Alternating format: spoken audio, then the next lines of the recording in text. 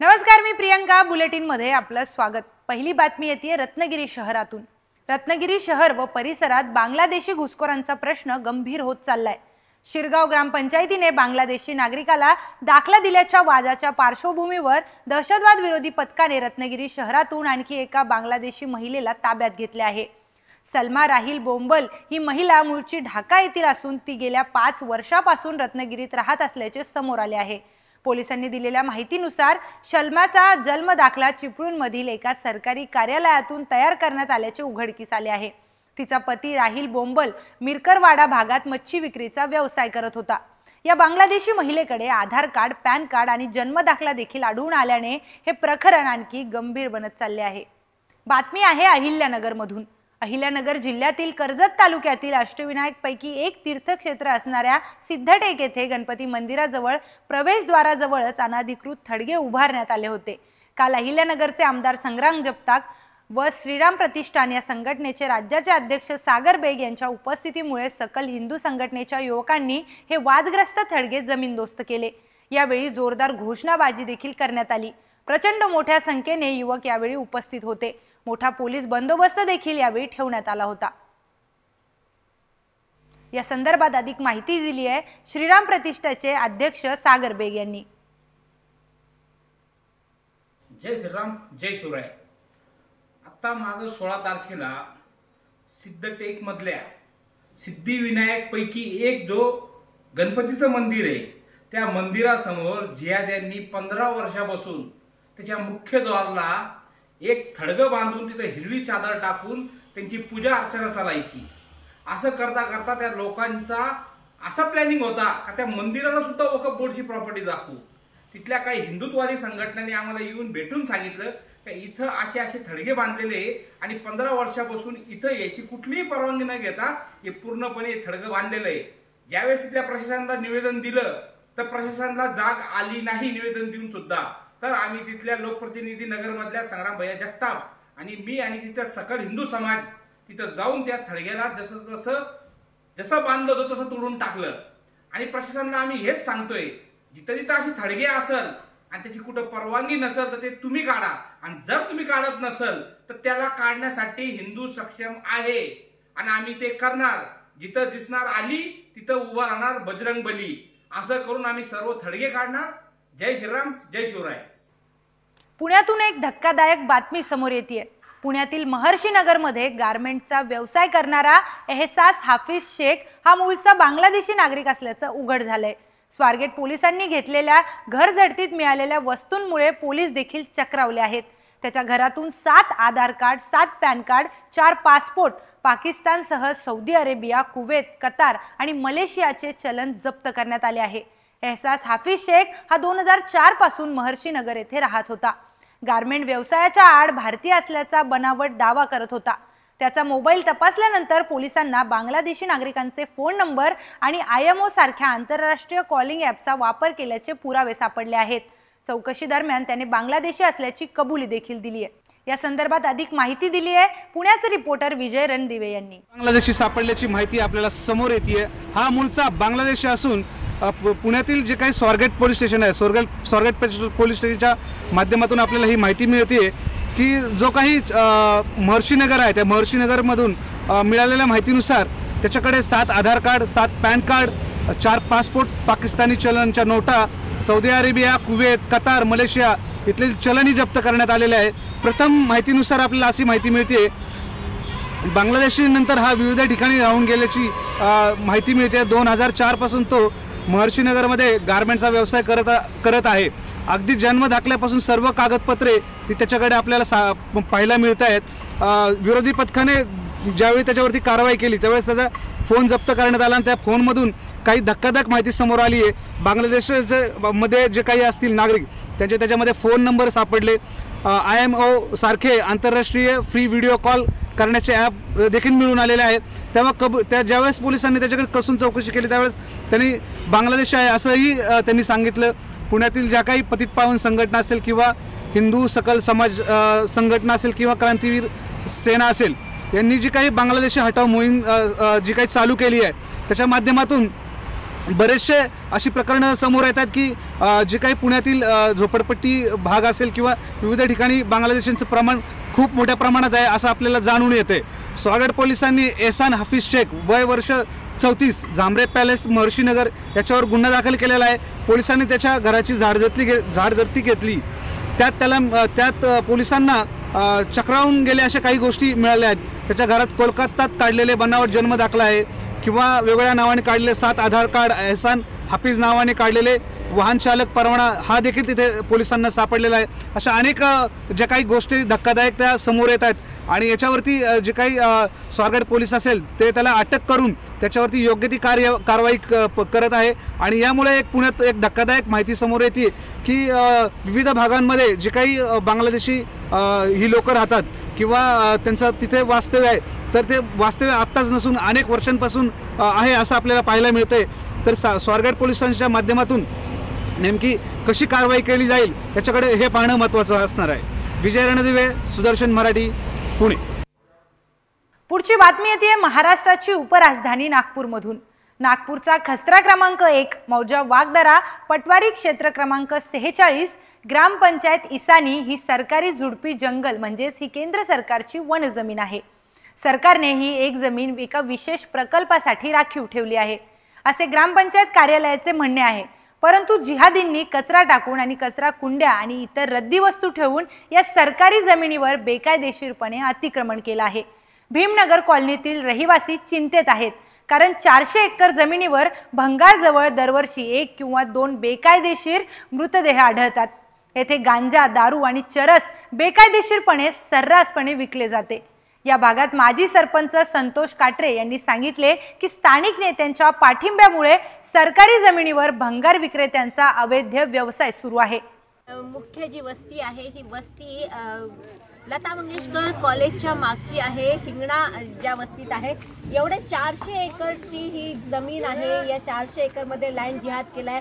तुम्ही इथले पूर्व सरपंच आहात दादा, काय सांगाल तुम्ही या बद्दल आणि किती वेळा तुम्ही या जमिनीसाठी तुम्ही आवाज उठवला? मी बऱ्याचदा आवाज उठवला, कलेक्टरला पण निवेदन दिलं, तहसीलदारला पण निवेदन दिलं, SDOला पण निवेदन दिलं, पण तहसीलदार कलेक्टर हे लोक कारवाई करत नाही। इथचे जे सरपंच आहे हे आता 10 वर्षापासून होऊन राहिलं आहे। याच्या अगोदर इकडे जे पुराणी जी वस्ती आहे ती वेगळी आहे, पण हे आता त्याच्यामध्ये 100 एकर आहे। हे 100 एकरमध्ये 10 वर्षापासून अतिक्रमण चालू आहे। आता सध्या इथं 10 वर्षापासून BJPचा कार्यकाल चालू आहे आणि त्यांच्यावर समीर मेघे आमदार यांचा हात आहे, म्हणून हे अधिकारी लोक कोणी कारवाई करत नाही। काही एवढी जागा रिकामी आहे, अवैध तरीकेने इथे हे झालंय म्हणजे अतिक्रमण झालंय, भविष्यात कमी जास्ती जीवाला धोका होऊ शकतो अशा कबाडी वस्तीमध्ये। कबाडी तर आहे म्हणा, कबाडी उठल्या पाहिजे हे अशी माझी बी विनंती आहे कारण की बहुत गंदगी फैललेली आहे इकडं। रोड वगैरे चांगले नाही आहे, व्यवस्थित कोणी लक्ष करत नाही, काही नाही। अवैध दारूचे अड्डे पण इथे आहे म्हणून कळलं। दारू गांजे सगळेच आहे इथं, कोणी लक्ष देत नाही। सगळे सारी वस्तीमध्ये सगळे असं मजे आहे।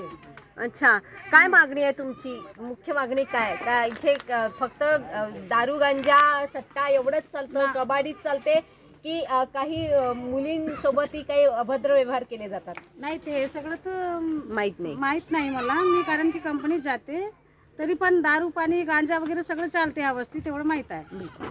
मग त्याच कॉलनीत राहणाऱ्या जिहादी अफजल मणियारने एका गर्भवती विवाहित हिंदू महिलेसोबत लव्ह जिहाद केलाय। झोपडपट्टीत राहणारा जिहादी अफजल याच्याकडे पश्चिम बंगालची 50 लाख रुपयांची पजेरो कार आहे। स्थानिक लोक म्हणतात की येथे दररोज नवीन चेहरे असलेल्या मुस्लिमांची संख्या वाढत आहे। येथे मोठ्या प्रमाणात बांगलादेशी घुसखोरीची देखील संख्या वाढतीये।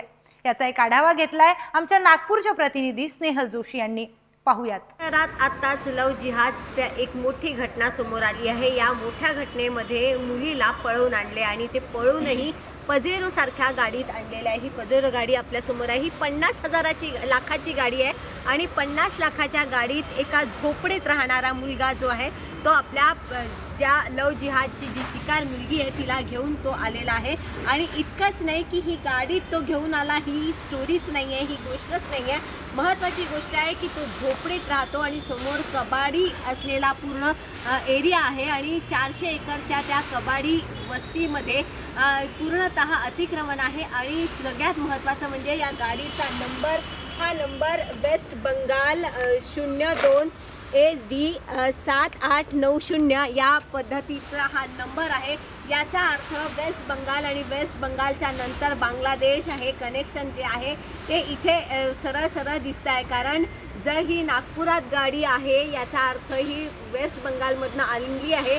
वेस्ट बंगालमधून जर ती आणलेली गाडी आहे तर याचा अर्थ या लोकांचे काहीतरी संबंध आहे, हे वेस्ट बंगालमध्ये असतील। आणि त्यानंतर तिथनंच जे घुसपेटे भारतात येतात त्याच्याच माध्यमातून म्हणजे याच गाडीच्या माध्यमातून तिथे जे स्थानिय लोक आहेत त्यांनी सांगितले की इथे अनेक वेगवेगळ्या प्रांतातनं किंवा वेगळे जे आहेत ते लोक इथे दिसतात। अनोळखी लोक दिवसेंदिवस वाढताना दिसतात, म्हणजेच काय तर ते बांगलादेशी घुसपेटी पण असू शकतात आणि त्याचं एक कनेक्शन ही गाडी आहे असं आपण म्हणू शकतो। स्नेहा जोशी, सुदर्शन मराठीसाठी, नागपूर, महाराष्ट्र। जय हिंद। पुणे शहरामध्ये नोव्हेंबर 2024 पासून आतापर्यंत जे गुन्हे घडलेले आहेत त्याबाबत आज पुणे पोलीस आयुक्तालय येथे बैठक आयोजित करण्यात आली होती। ही बैठक महाराष्ट्राचे गृहराज्यमंत्री योगेश कदम आणि विधान परिषद उपसभापती डॉक्टर नीलम गोरे यांच्या प्रमुख उपस्थितीत पार पडली। त्याचबरोबर पुणे शहर पोलीस आयुक्त अमितेश कुमार यांनी घडलेल्या गुन्ह्याच्या कारवाईबद्दल सादरीकरण केलं। यावेळी घडलेल्या घटनांवर गांभीर्याने लक्ष देत अशा घटना पुन्हा घडू नयेत यासाठी उपसभापती डॉक्टर नीलम गोरे यांनी काही महत्त्वाच्या सूचना देत उपाययोजना करण्याबाबत सांगितलं आहे। गुन्ह्यांचा आढावा घेण्यासाठी गृहराज्यमंत्री व उपसभापतींची बैठक।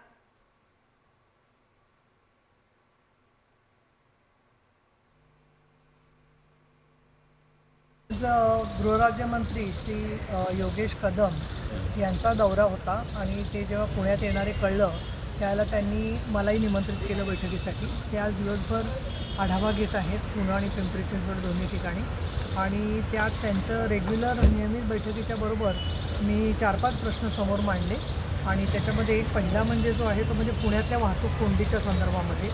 तर यामध्ये सिग्नलची व्यवस्था पुणे शहरामध्ये स्मार्ट सिटीच्याकडून पुणे पोलिसांकडे सोपवण्यात यावी हा प्रस्ताव अजूनही विचाराधीन आहे। बऱ्याच वर्षापासून हा प्रयत्न चाललेला आहे। तर तो प्रस्ताव सन्माननीय देवेंद्रजी फडणवीस मुख्यमंत्री आणि उपमुख्यमंत्री एकनाथजी शिंदे आणि उपमुख्यमंत्री अजितदादा पवार यांच्याकडे मी पाठपुरावा करतो असं श्री योगेश कदम गृहराज्यमंत्री यांनी सांगितलं। दुसरा महत्त्वाचा विषय असा झाला की नवीन दंडसंहितेनुसार काही गुन्हे बेसमरी केली जाते म्हणजे ते रद्द केले जातात, परंतु दंडसंहितेत असं म्हटलेलं आहे की असे कुठलेही गुन्हे रद्द करता कामा नयेत, तर त्याचं पुनर्निरीक्षण करा अशा मी त्यांना सूचना दिलेल्या आहेत। त्याचबरोबर 1200-1300 पॉक्सोच्या केसेस आहेत शहरामध्ये, त्यामधल्या मुलींना प्रत्येक तारखेच्या आधी कळवणं क्रमप्राप्त असतं की तुमची तारीख आहे आणि त्यांना काही अडचण आहे का। त्याच्यात मला विशेष गोष्ट वाटली तर म्हणजे पुणे शहर पोलिसांकडे साधारण 1200 केसेस पॉक्सोच्या आहेत, त्या प्रत्येक मुलीला दर महिन्यात तारखेच्या वेळेला पुणे पोलीस फोन करतात, काय अडचण असेल तर गृहभेट देतात।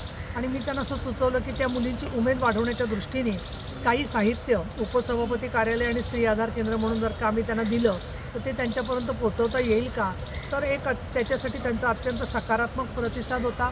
त्याखेरीज पुणे शहराची वस्ती वाढती आहे म्हणून महिला दक्षता समित्या पोलीस स्टेशन पुरत्या ज्या मर्यादित आहेत तशा न ठेवता बीट स्तरावरती महिला दक्षता समित्या कराव्यात असं सुचवलं।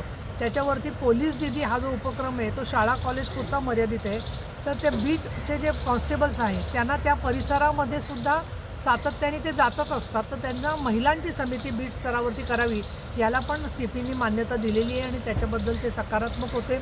याखेरीज ड्रग्जचं प्रमाण कमी झालं पाहिजे, वाहतूक कोंडी आणि अपघातासाठी सायकल प्रेमींसाठी सुरक्षिततेची पावलं उचलली गेली पाहिजेत, पोलीस रस्त्यावर दिसले पाहिजेत, उलटे लोक जातात सकाळच्या वेळेला बऱ्याच ठिकाणी म्हणजे दुचाकीवरती 4 चाकीवरती, त्याला प्रतिबंध झाला पाहिजे। या सगळ्या मुद्द्यांच्यावरती अतिशय चांगली प्रतिक्रिया होती। ऑनर किलिंगची एकही घटना पुणे शहरात घडलेली नाही आहे, परंतु ऑनर किलिंग हे एक टायटल गुन्ह्यांच्यामध्ये असावं जेणेकरून एखादी जरी ऑनर किलिंगची घटना घडली तर त्याची गांभीर्याने दखल घेतली जाईल। बातमी आहे संभाजीनगरमधून। मालमत्तेचा ठोस दस्तऐवज मिळून त्या आधारे विकासासाठी लोक अर्थसहाय्य उपलब्ध करू शकतील. ग्रामपंचायतीचा महसूल वाढून ग्रामीण अर्थकारणाला गती मिळेल असे प्रतिपादन इतर मागासवर्ग कल्याण व दुग्ध विकास मंत्री अतुल सावे यांनी केलं. स्वामित्व योजना म्हणजे जमीन मालमत्तेचा ठोस पुरावा देणारी देशातील एक महत्त्वाची घटना आहे. डिजिटल युगात या डिजिटल दस्तऐवजाला महत्त्व असेल असे प्रतिपादन देखील राज्याचे सामाजिक न्याय मंत्री संजय सिरसाट यांनी केलं. जमिनीच्या अचूक मोजणीमुळे अनेक प्रश्न सुटण्यास मदत होणार आहे असे प्रतिपादन खासदार डॉक्टर भागवत कराड यांनी केले. भारत देशाचे यशस्वी प्रधानमंत्री माननीय नरेंद्रजी मोदी यांनी 230 जिल्ह्यामध्ये ग्रामीण क्षेत्रामध्ये स्वामित्व योजनेची सुरुवात करून लाभार्थ्यांना सनद पत्र दिलेलं आहे. त्यामुळे त्यांच्या जीवनामध्ये आर्थिकदृष्ट्या बदल होणार आहे आणि अत्यंत ग्रामीण भागाच्या विकासासाठी महत्त्वाची स्टेप महत्त्वाची आहे. आज आपल्या शहरामध्ये छत्रपती संभाजीनगर या कार्यक्रमाचे अध्यक्ष म्हणून अतुलजी सावे महाराष्ट्र राज्याचे मंत्री तसेच दुसरे मंत्री संजयजी सिरसाट विभागीय आयुक्त आणि जिल्हाधिकारी सर्वांनी या जिल्ह्यामध्ये कार्यक्रम घेतला. प्रत्येक तालुक्यात कार्यक्रम झाला. ग्रामीण भागामध्ये सुद्धा 24 ठिकाणी असा कार्यक्रम झाला. ही महत्त्वपूर्ण योजना ग्रामीणच्या आज आपल्या देशाचे भारतीय पंतप्रधान आदरणीय नरेंद्र मोदीजींनी जो स्वामित्व योजनेचा शुभारंभ केला. ही योजना 2020मध्ये जाहीर झाली होती आणि ग्रामीण भागातील प्रत्येक नागरिकाला शेतकऱ्याला आपल्या हक्काच्या जमिनीचा सातबाराचा PR कार्ड आज या माध्यमातून उपलब्ध करून दिलेला आहे. याच्या माध्यमातून पुढच्या भविष्यात त्या नागरिकांना आपल्या जमिनीवर कर्ज उपलब्ध होईल आणि जो माननीय देशाचे पंतप्रधान नरेंद्रजी मोदी साहेबांचा संकल्प आहे की शेती व्यतिरिक्त जोडधंदा काहीतरी केला पाहिजे, त्याच्याकरता नक्कीच त्याचा उपभोग या सगळ्यांना मिळणार आहे. आणि आज जवळजवळ पूर्ण देशात 12 राज्यात हा कार्यक्रम राबवला गेला आणि अनेक लोकांना ज्याचा फायदा झाला, त्यांचा इकडे संवादही झाला. मला नक्कीच खात्री आहे येणाऱ्या काळामध्ये माननीय मोदीजी आणि राज्याचे मुख्यमंत्री फडणवीस साहेब आणि मुख्यमंत्री एकनाथ शिंदे साहेब, उपमुख्यमंत्री अजितदादा पवार साहेब यांच्या नेतृत्वात या महाराष्ट्रामध्ये पण आम्ही यशस्वी होतो. बातमी येते कोलकातामधून. कोलकाता येथील आर्जिकल महाविद्यालय आणि रुग्णालयात एका महिला डॉक्टरवर बलात्कार करून हत्या केल्याप्रकरणी मुख्य आरोपी संजय रॉयला सियालदह सत्र न्यायालयाने आज दोषी ठरवलं. आज संजय रॉयला सोमवारी शिक्षा ठोठावली जाणार आहे. कोलकात्यात घडलेल्या या धक्कादायक घटनेमुळे संपूर्ण देशातून संतापाची लाट उसळली होती. या घटनेनंतर सुमारे 6 महिन्यांनी मुख्य आरोपी संजय रॉयला गुन्ह्यात दोषी ठरवण्यात आला आहे. आता 22 जानेवारी रोजी संजय रॉयला न्यायालयात शिक्षा ठोठावण्यात येणार आहे. त्यामुळे संजय रॉयला नेमकी काय शिक्षा ठोठावण्यात येते याकडे अनेकांचं लक्ष लागलंय. बुलेटिनमध्ये वेळ झाली आहे. इथेच थांबण्याची. आपण पाहत राहा सुदर्शन मराठी.